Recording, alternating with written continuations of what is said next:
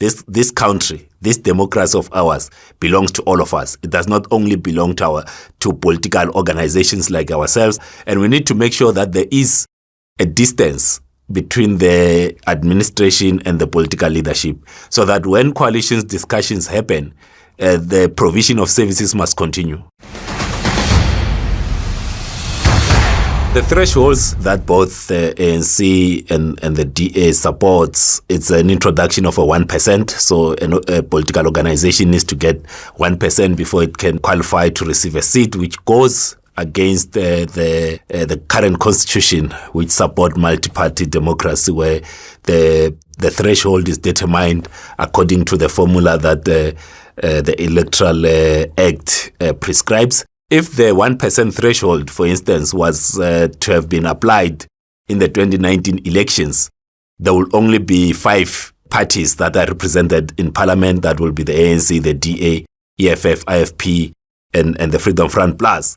And there will be 18 seats that will have been allocated to these 5 parties that they did not work for. When we see this threshold talk, for me, it just reminds me of the floor crossing legislation, which was primarily aimed to benefit the bigger political organizations while suppressing the views of the millions of voters that will have voted otherwise. And as RISE Mzansi, we are in full favor of the current threshold, which looks at the total number of people that have voted divided by the number of seats plus 1, which gives the quota that a party has to receive.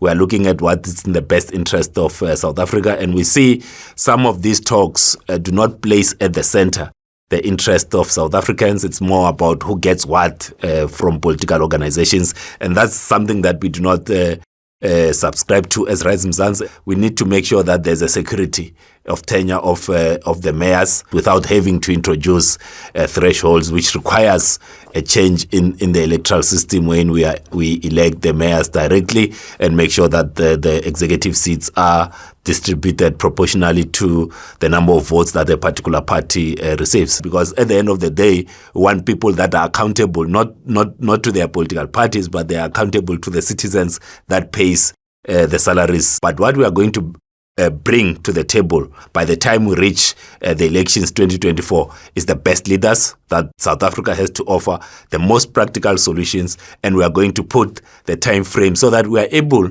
to build a South Africa that's safe, that's prosperous, and that's equal and united in one generation. That's what we want to do, but we can only do this by working together with our fellow South Africans. And I call on South Africans who feel that maybe they are tired, they are exhausted to do this, to say, if you are tired to do this thing for yourself, do it for the next generation. Let's not leave behind a worse South Africa than the one that we inherited. What RISE Mzansi brings to the table for the people of South Africa is an alternative to the current political establishment that serves themselves, that serves their political organizations, and forget about the people of South Africa. We are about the people of South Africa, and the only coalition engagement that we'll embark on will be after the elections, and the first thing that we'll look at is what is in the best interest of South Africa and her people.